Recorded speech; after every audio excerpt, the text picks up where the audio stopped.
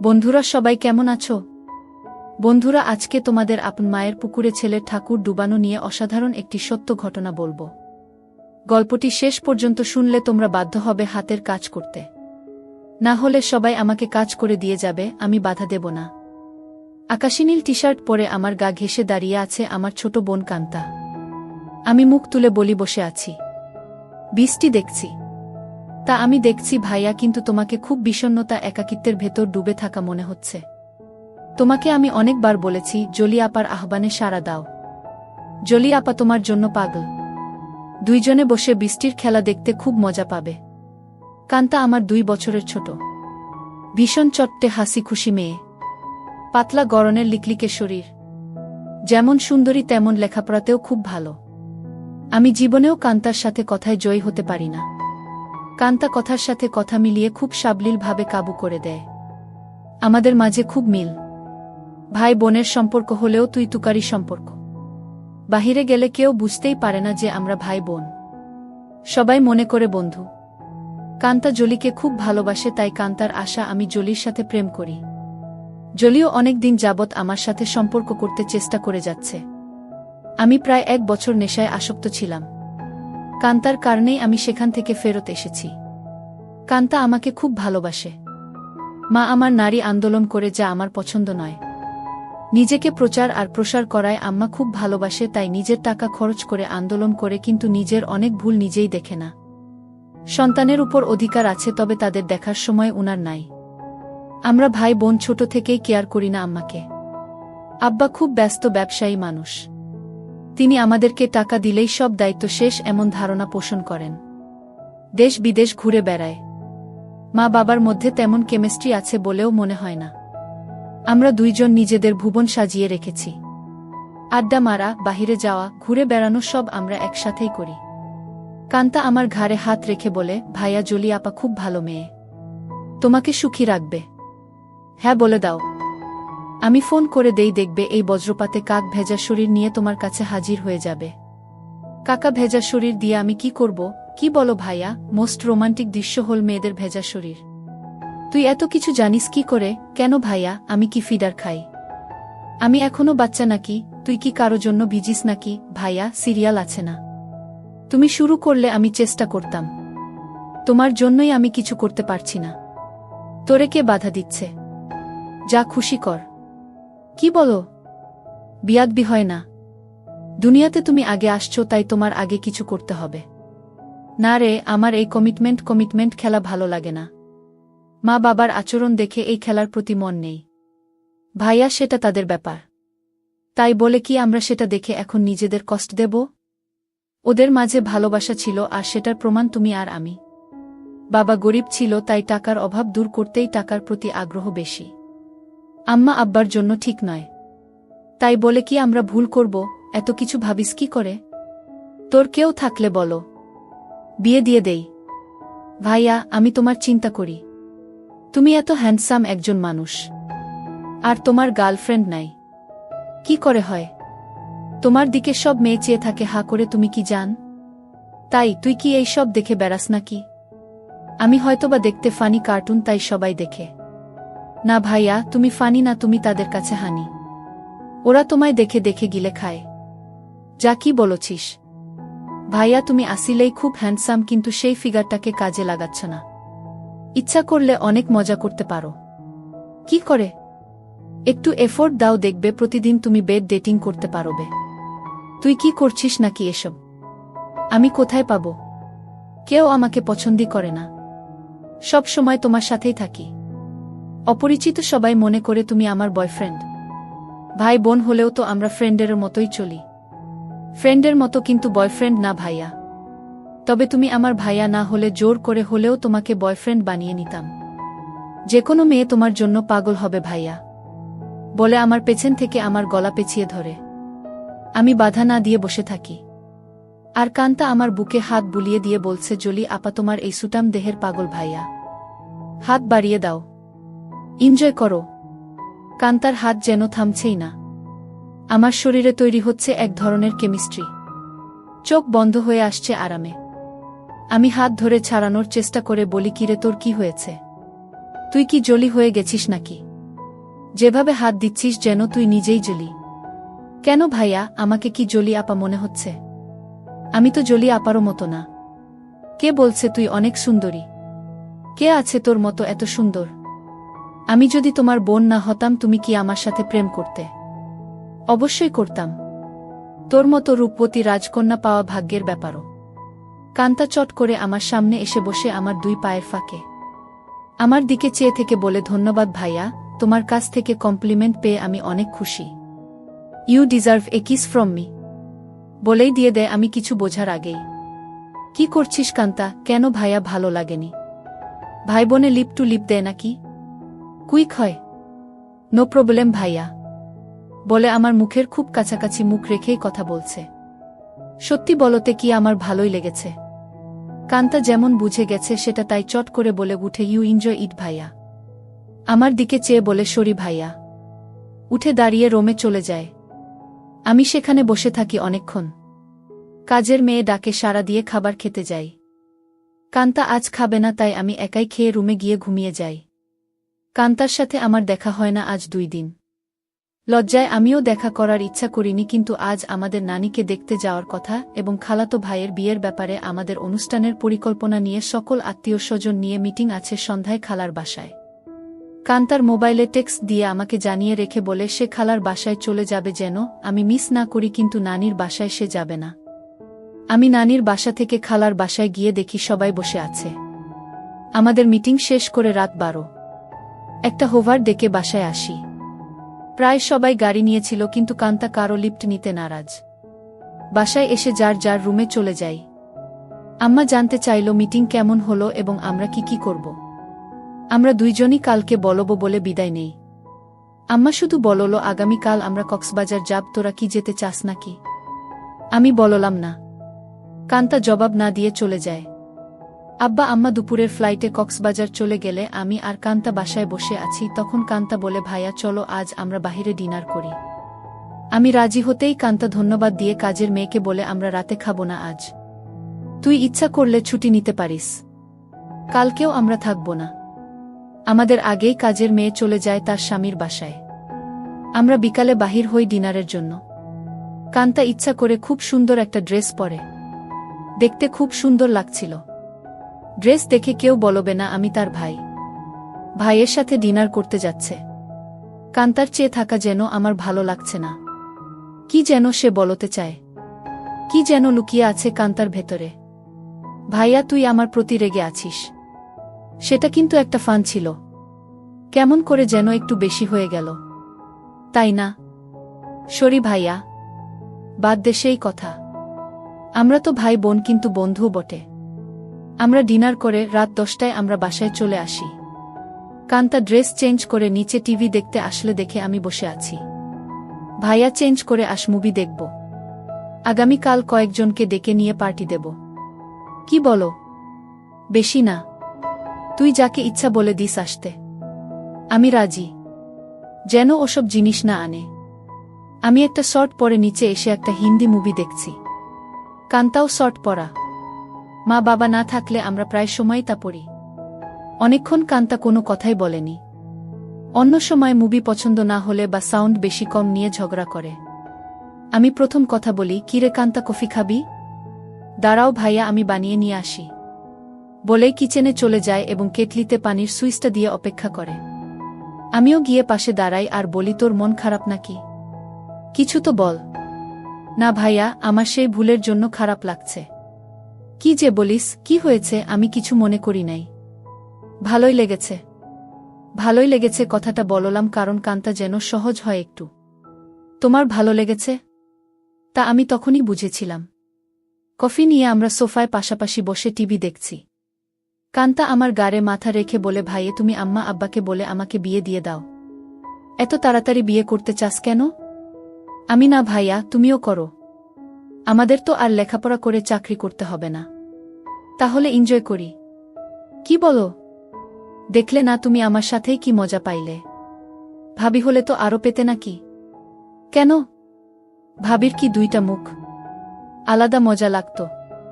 আরে না ভাইয়া, মুখ একটা, জিহবা একটা ছাড়াও মজা লাগার আরও জায়গা আছে।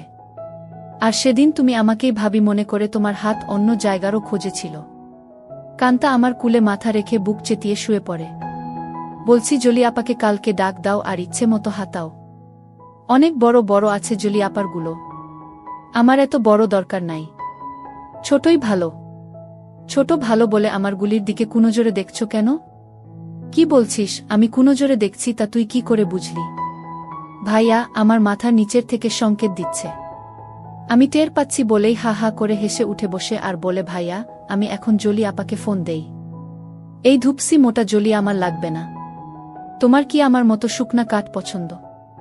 তবে জলি আপা কিন্তু এক্সপার্ট, শুনেছি খুব আনন্দ দেয়। আমাকে অনেক কিছু শিখিয়েছে বলে আমার চোখে চোখ রেখে কেমন একটা ইশারা দেয় আর বলে, তুমি কিন্তু আমার বুকে হাত দিয়েছিলে ভাইয়া সেদিন। কি করছিস কান্তা? তোর কি লজ্জা নাই? কান্তা আজবসব কাজ করতে লাগল।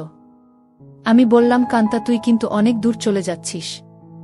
ভাইয়া আমি অনেক দূর যাচ্ছি না ভাইয়া, এই মুহূর্তে আমার ভালো লাগছে তোমার জিনিসটা ধরে রাখতে, আর সেটাই সত্য। প্লিজ বাধা দিও না। কান্তা তুই আমার ছোট বোন, খুব আদরের। আমি চাই না সামান্য একটু ভুলের জন্য আমাদের জীবন নষ্ট হোক। ভুলের মাঝে আমরা বেঁচে থাকি। ভাইয়া আমাদের সম্পর্কে ফাটল ধরবে না। কান্তা এইসব তুই শিখলে কোথায়? ভাইয়া বয়স হয়েছে, মুভি দেখি আর আমার কাছে রাবারের একটা আছে, সেটা দিয়ে প্রতিরাত প্র্যাকটিস করি। সব শিক্ষার বড় শিক্ষা হলো সেটা। সব মেয়েদেরই বিয়ের আগে এই শিক্ষা অর্জন করা উচিত। অনেকক্ষণ আমাদের মাঝে কোনো কথা নেই, শুধু একে অপরের শ্বাসরুদ্ধকর মুহূর্তকে এনজয় করি। এত সুখ এত আয়েশ জীবনে পাই নাই। কান্তা আমার কানের কাছে বলে, ধন্যবাদ ভাইয়া, তুমি তো বাজিমাত করে দিয়েছ। আমার খালতো ভাই সোহানের বিয়ে আগামীকাল। আমরা খালাতো মামাতো ভাইবোন 15 জন, আর সোহান সবার বড়। ভাই 10 জন আর বোন 5 জন। এই প্রথম একজন ভাইয়ের বিয়ে। গত বছর সোহানের বোন লিজার বিয়ে হয়েছে। অনেক আনন্দ ফুর্তি করেছি আমরা। কান্তা আর লিজা আমাদের সকল ম্যানেজমেন্টের দায়িত্ব নিয়েছে। খুব ব্যস্ত। আজও সকাল সকাল চলে গেছে।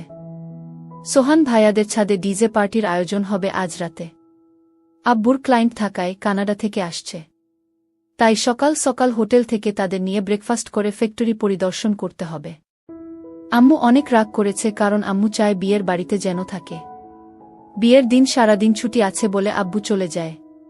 আমি 11টায় ঘুম থেকে উঠে দেখি সেজেগুজে বসে আছে, খালার বাসায় যাবে এবং সেখান থেকে মেয়ের বাড়িতে কিছু জিনিস নিয়ে যেতে হবে। আমাকে দেখেই বলে, কিরে আজ অন্তত একটু তাড়াতাড়ি উঠলে কি হয়? কাজের মেয়েকে না বলে আজ নিজেই নাস্তা দেয় আমাকে। আর ফোনে বড় খালার সাথে স্পিকারে দিয়ে কথা বলছে। ড্রাইভার আমাদের বাসার সামনে বসে আছে, যেন তাড়াতাড়ি যায়। কি ব্যাপারও আম্মু, আজ নিজে এত আদর করে নাস্তা দিচ্ছ ব্যস্ততার মাঝেও? ফোনে থেকেই আম্মু বলে, তুইও তো আম্মুকে আদর করে অনেক কিছু খাইছিস, তাই একটু চামচামি করছি যেন আসল জিনিসটা পাই। বড় খালা বলে, কার সাথে কথা বলছিস? ছাবিনা? ছাবিনা আমার মায়ের নাম। আপি অঙ্কিত। এখন ঘুম ভাঙল। সবাই ভাবছে অঙ্কিত রাগ করেছে। ওকে সাথে করে নিয়ে আয়। ফোনটা অঙ্কিতকে দে। আপি শুনছে, কথা বলো। এই অঙ্কিত, গতকাল আসলি না কেন? সবাই ভাবছে তুই রাগ করেছিস। কারো ফোন ধরিস নাই কাল বিকালে? রাগ করিব কেন? গতকাল আম্মুর একটা বিশেষ অ্যাসাইনমেন্ট নিয়ে ব্যস্ত ছিলাম, সেটা করে দিয়েছি, তাই আম্মু আজ খুব খুশি। 2টার আগেই চলে যাব খালা। আমার নাস্তা শেষ হতেই আম্মু এসে বলে, এই অঙ্কিত, আমরা আবার কখন করব সেটা ভেবেছিস? এত ব্যস্ত হচ্ছ কেন? এই 3 দিন আমরা খুব ব্যস্ত থাকব। ওমা 3 দিন? ড্রাইভার বাহিরে বসে আছে। এখন যাও, দেখি সময় করে একটা কিছু করে দিব। কাজের মেয়েকে 3 দিন ছুটি দিয়ে আম্মু বলে, যা তোর স্বামীর সাথে এনজয় কর। 2000 টাকাও হাতে দেয়। শান্তা নামের কাজের মেয়েটা আমাদের পরিবারের খুব ভালো সম্পর্ক। আমরা সবাই নিজের মতোই ভালোবাসি। শান্তা বলে, আমি আগামীকাল বড় খালার বাসায় যাব, কথা হয়েছে। আমি খালাকে বলেছি কাজে সহায়তার জন্য। তাহলে তো খুব ভালো। আমাকে না জানিয়ে তোরা সব ঠিক করে ফেলেছিস। খালা আমাকে চিঠি দিয়ে দাওয়াত দিয়েছে। অনেক কাজ আছে না? সোহান ভাইয়া অনেক ভালো মানুষ, তাই উনার বিয়েতে সাহায্য করতেই হবে। ঠিক আছে, যা। বাহিরে ড্রাইভারকে গিয়ে বলো আমার 5 মিনিট লাগবে। তুইও দাঁড়িয়ে থাক, তোকে নামিয়ে দিব। আমাকে আম্মু বলে অঙ্কিত একটু উপরে আয় তো তাড়াতাড়ি বলে সিঁড়ি দিয়ে চলে যায়। আমি উপরে যেতেই আমার বলে অঙ্কিত যেতে মন চাইছে না, তোর সাথে এনজয় করতে মন চাইছে। এখন যাও, কথা দিলাম আজ সন্ধ্যায় কিছু একটা করে দিব। সত্যি দিবে তো নাকি জোয়ান মায়াদের পেয়ে আমাকে ভুলে যাবি? আমার শিরায় শিরায় আগুন জ্বলছে। কথা দিলাম ডার্লিং। আজ অনেক দিন পর আমার শখের বাইকটা বাহির করে ঠিক সময় খালার বাসায় পৌঁছে যাই। বাড়িটা খুব সুন্দর করে সাজিয়েছে। গুলশানে এমন 3 তালা বাড়ি আর সামনে পেছনে বাগানওয়ালা বাড়ি খুব কম। এক পাশে বাবুর্চিখানা বানিয়েছে, সেখানে মিতু আপা দায়িত্বে। যার যা দরকার মিতু আপা অর্ডার করে। আমাকে দেখেই বলে এনিথিং স্পেশাল লাগবে? না আপু, সবার স্পেশাল থেকে একটু একটু করে চেকে নিলেই আমার হবে। ভেতরে ঢুকেই কান্তার সাথে দেখা। ভাইয়া এসেছিস? চল উপরে যাবি ছাদে, আয়োজন কেমন হয়েছে দেখবি। বলে টেনে উপরে নিয়ে যায়। সাথে সাথে অনেকেই যায়। খুব সুন্দর হয়েছে। পার্টি কখন শুরু হবে? 6টায় সময়, 12টায় শেষ। কান্তা সবাইকে বলে এই তোরা সবাই নিচে যা, খাবারের কি খবর দেখ। আমি ভাইয়ার সাথে একটা সিক্রেট কথা বলে আসছি। নিশা রাগ করে বলে এক বাসায় থাকো, সিক্রেট কথা বাসায় বলে আসতে পারো না। যা পাকনামি করবি না। যখন আসছি ভাইয়া ঘুমাচ্ছিল। এই সিক্রেট কথাটা না বললে কাজে মন দিতে পারছি না। কান্তা আমাকে এক কোনায় নিয়ে বলে কি খবর মাই হিরু? রাতে টায়ার্ড ছিলে তাই বলে কি দরজা বন্ধ করে ঘুমিয়েছিলে? সকাল থেকে ছটপট করেছি, জানি তুই ডিস্টার্ব করবি তাই বন্ধ করে দিয়েছিলাম ভালো ঘুমের জন্য। ভাইয়া আমরা 1 বোতল শরাব নিয়ে আসছি, রাতে খাবো। খাবি নাকি? দেখা যাক। কান্তা মুচকি হাসি দিয়ে চলে যায়। জমে উঠেছে আমাদের ডিজে পার্টি। সোহানের চোখে মুখে আনন্দ। 3 বছরের প্রেমিকা তিন্নি বউ হয়ে ঘরে আসছে। মা বাবা ভাইবোন বন্ধুবান্ধব মিলিয়ে প্রায় 15 জন মানুষ ছাদে খাচ্ছে, গল্প করছে, মিউজিক শুনছে, ড্যান্স করছে। আমার কাছে এই সব আনন্দ খুব বাড়াবাড়ি মনে হচ্ছে। অয়থা টাকা পয়সা নষ্ট। দেশে অনেক গরিব আছে, সেই দিকে খেয়াল রাখা উচিত আমাদের। আমি কথা প্রসঙ্গে সোহান ভাইয়ার সাথে শেয়ার করি।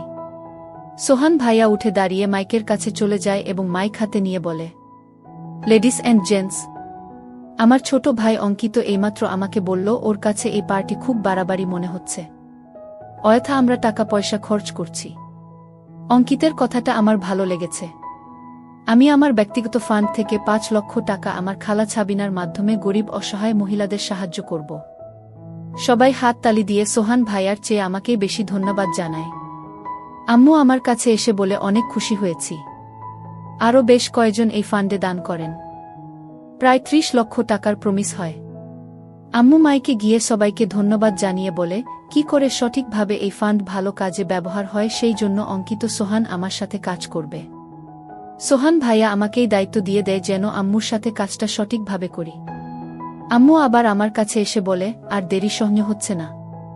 আম্মু পাগল নাকি তুমি? কান্তা আমাদের পাশে এসেই বলে কি খবর ভাইয়া?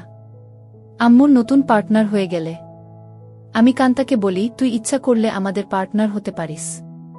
বিনিময়ে কিছু দিতে হবে নাকি? আমাকে কিছু দিয়ে দিস হয়ে যাবে। এই কথাই তো আম্মু বলছিল আর তুই চলে আসলি। দিয়ে দিব, নিয়ে যেও, পার্টনার হতে চাই বলে চলে গেল। আম্মু আবার বলে এই অঙ্কিত কিছু বলো না, আমার এখন চাই। এখন কোথায় কি করে হবে? শত শত মানুষ। আমি জানি না, তুই একটা কিছু কর, নয়তো সবার সামনে খুলে ধরব কিন্তু। আম্মু কথা শেষ করতে না করতেই ফোন বেজে উঠে। আম্মুর খুব ঘনিষ্ঠ বান্ধবীর স্বামী কার অ্যাক্সিডেন্ট করেছে। আম্মুর সাহায্য চায়। আম্মুর পরিচিত হাসপাতালে আছে। ওদের অবস্থা তেমন ভালো না। আম্মু সবার কাছে বলে কিছুক্ষণের জন্য যেতে চায়, সাথে আমাকেও নিয়ে যেতে চায়। সবাই তাড়াতাড়ি চলে আসার কথা বলে দেয়। কান্তা আমার পাশে এসে বলে ভাইয়া কি খবর? আম্মু দেখি তোমাকে ছাড়া এখন চোখে পথ দেখে না। কি ব্যাপার? আম্মু কান্তাকে বলে তুই যদি যেতে চাস চল আমাদের সাথে। না আম্মু, তোমাদের ডিস্টার্ব হবে আমি গেলে। আমি এখানেই আছি। সোহান ভাইয়ার ড্রাইভার আমাদের নামিয়ে দেয় হাসপাতালে। আম্মু ডাক্তারের সাথে দেখা করে বলে উনি আমার রোগী। আপনারা চিকিৎসা করুন, টাকা পয়সা আমি দেখব। আম্মুর বান্ধবী শিলাকে সান্ত্বনা দিয়ে বলে চিন্তা করিস না, ঠিক হয়ে যাবে, তোরা কোনো টাকা দিস না, আমি পরে এসে সব ঠিক করব। তোর কাছে টাকা না থাকলে বলিস। সোহানের বিয়ে বাসায় বহু মেহমান আমার জন্য অপেক্ষা করছে, আমি এখন যাই।